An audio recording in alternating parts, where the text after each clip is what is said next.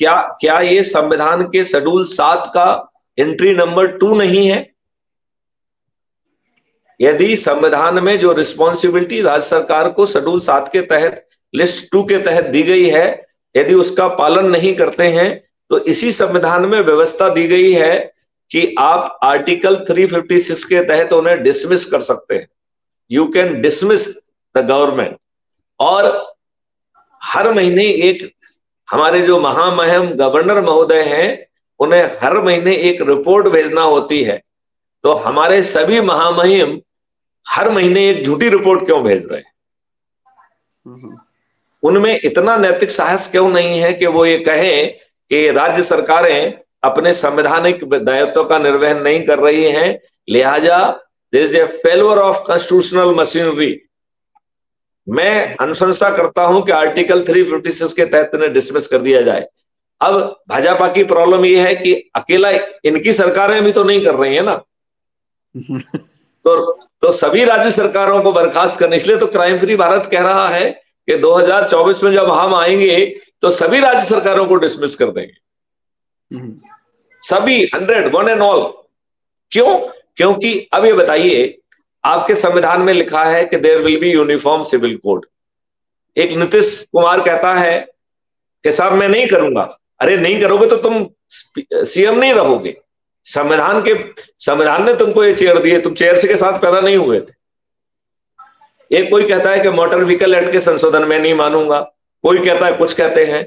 तो मुझे समझ में नहीं आता है कि 56 इंच के सीने वाले माननीय नरेंद्र मोदी का सीना कहां जाता है। वो कोई अच्छा डिसीजन क्यों नहीं ले पाते? वो सिर्फ धूर्तपूर्ण वाले डिसीजन ही लेंगे।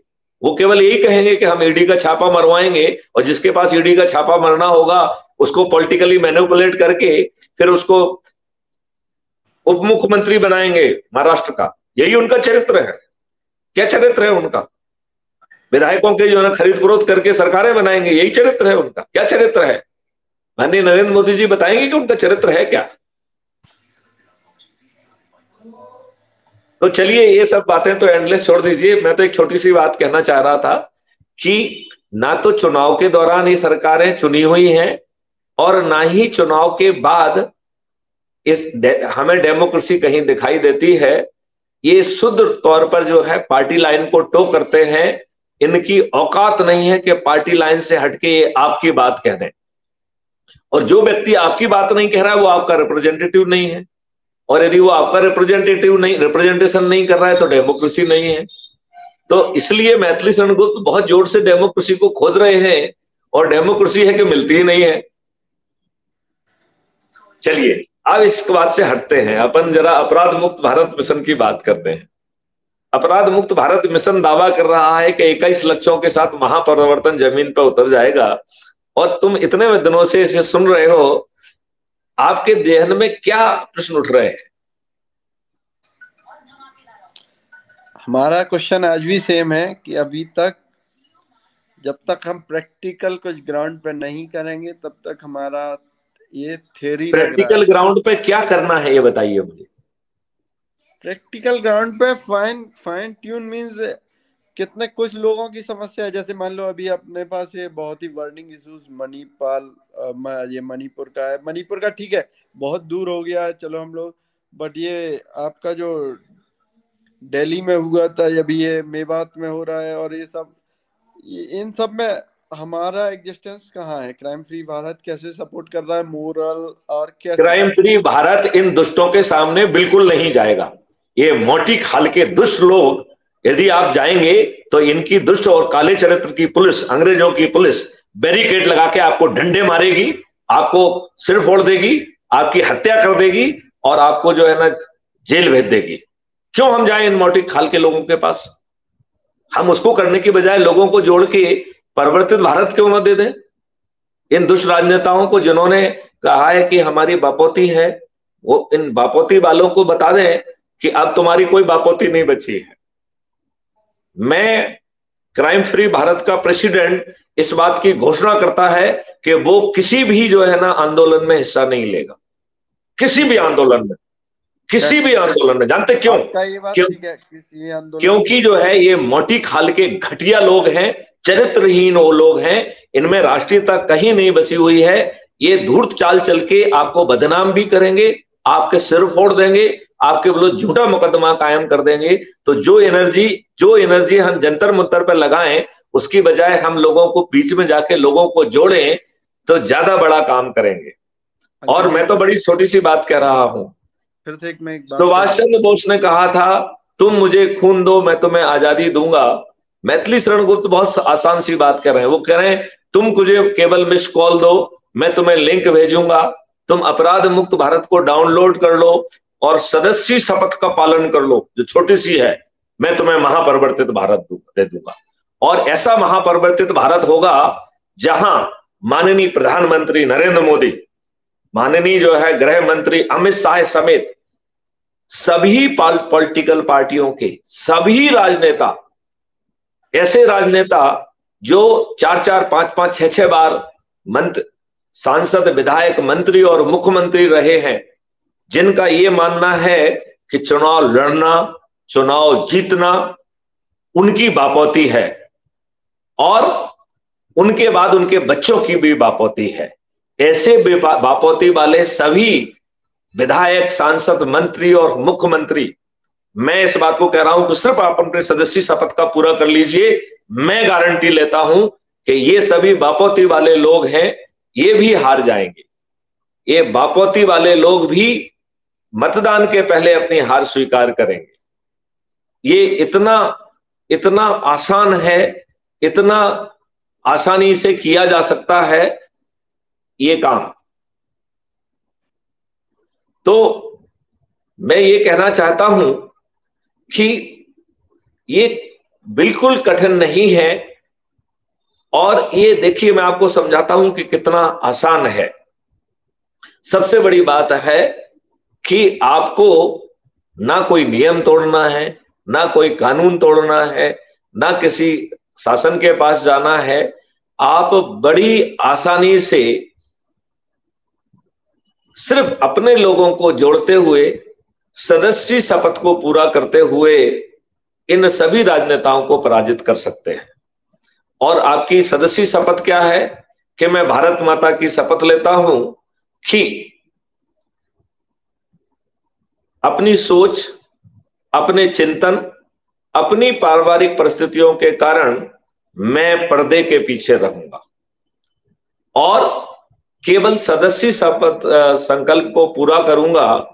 उस सदस्य संकल्प के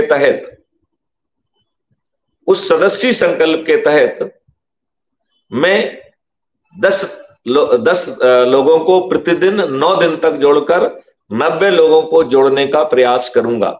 यदि 9 दिन में 90 लोग नहीं जुड़ पाते हैं तो 18 दिन में, 45 दिन में, 90 दिन में, 180 दिन में मैं अपना प्रयास जारी रखूंगा। शपथ का दूसरा हिस्सा कहता है कि आज के माहौल में चारों तरफ हताशा, निराशा, बेबसी और डिप्रेशन हो रहा है। लिहाजा आपको हताशा, बेबसी, निराशा से बाहर निकालने के लिए शपथ का दूसरा हिस्सा कह रहा है कि मैं भारत माता की शपथ लेता हूं कि crime free Bharat YouTube channel को सब्सक्राइब करूंगा और प्रतिदिन एक वीडियो देखकर अपनी हताशा, अपनी निराशा, अपनी बेबसी और डिप्रेशन को दूर करते हुए मैं अपनी एनर्जी को उत्तरोत्तर बढ़ाऊंगा। और इसका तीसरा हिस्सा है जो सबसे महत्वपूर्ण है, वो कह रहा है कि मैं तो पर्दे के पीछे रहूंगा, लेकिन जो भी हमारे क्षेत्र का अधिक से अधिक लोगों को जोड़ के मेरिट लिस्ट के आधार पर जो भी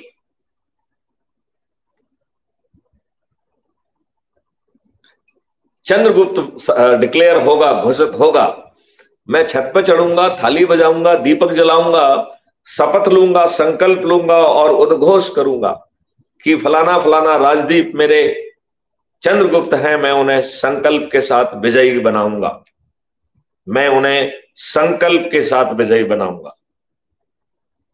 इस शपथ का पार्ट 2 कह रहा है इसी का कि मैं पोलिंग के दिन पोलिंग बूथ पर जाकर अपने चंद्रगुप्त राजदीप के सामने जो है बटन दबाकर अपना वोट अपने चंद्रगुप्त को दूंगा और जो पेपर ट्रेल नीचे गिर रही है उसे बड़े ध्यान से देखूंगा।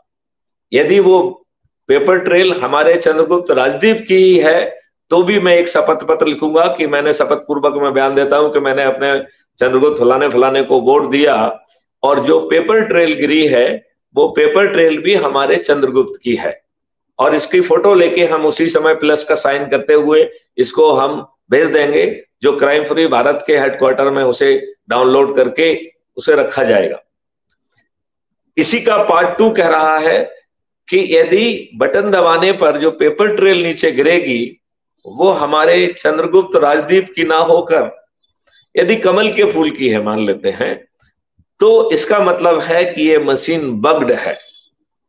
तब हम शपथ पत्र पोलिंग ऑफिसर को देंगे कि मैं फलाना फलाना हूं, मैंने अभी अभी अपने चंद्रगुप्त श्री राजदीप को अपना वोट दिया, और जो पेपर ट्रेल गिरी वो राजदीप की ना होकर कमल के फूल की है।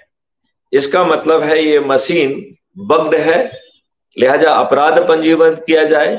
इसकी बगिंग करने के लिए जो भी जिम्मेवार है उन्हें जेल भेजा जाए और इस चुनाव को रद्द किया जाए। जैसे ही ये एप्लीकेशन की फोटो लेके आप प्लस साइन करके भेजेंगे तो 1 सेकंड के अंदर ये हमारे पास पहुंच जाएगी। हमारे वकील वैसे ही कोर्ट में खड़े रहेंगे और वो तत्काल अर्जी लगाएंगे कि साहब इस मशीन को जब्त किया जाए और संबंधितों के विरुद्ध कार्रवाई की जाए, क्योंकि हमें हमारे हर सदस्य जो भी ना वोट देंगे उनको यही सब मिलना है। तो हमारे पास एकदम ढेर लगा होगा शपथ पत्रों का, और उस साक्ष्य के आधार पर बेवसी पूर्वक यदि इनकी ईवीएम मशीन में गड़बड़ी होगी तो ये किसी भी कीमत में उसे छिपा नहीं पाएंगे। लिहाजा अब जो है एक गड़बड़ी के बारे में और लोग बात कहते हैं कि साहब ये इतने दुष्ट हैं कि ये कत्ल की रात मनाते। तो हमने पूछा भैया कत्ल की रात क्या होती है, तो उन्होंने कहा कि जो चुनाव के एक रात पहले ये दारू बांटते हैं, साड़ी बांटते हैं, पैसे बांटते हैं, तो क्राइम फ्री भारत ने इसका भी एक तरीका निकाला है, एक सॉफ्टवेयर निकाला है जो उस समय डायरेक्ट जो है रिकॉर्डिंग सीधे सर्वर पर पहुंच जाएगी। हम अपने साथियों से कह रहे हैं कि इस बार जो है आप 500 या 1000 या 2000 से काम नहीं करोगे। अब वो आए तो कहें कि साहब जो है हमारा वोट इतना सस्ता नहीं है, आप 10,000, 15,000 या 20,000 दीजिए, और जब ये नेगोशिएशन चल रहा होगा तो उसे रिकॉर्ड किया जा रहा होगा और वो हमारे सर्वर पर पहुंच जाएगा। लिहाजा हमें मालूम होगा कि किन दुष्ट राजनेताओं ने और उसके गुर्गों ने कहां कहां गड़बड़ियां पैदा की हैं।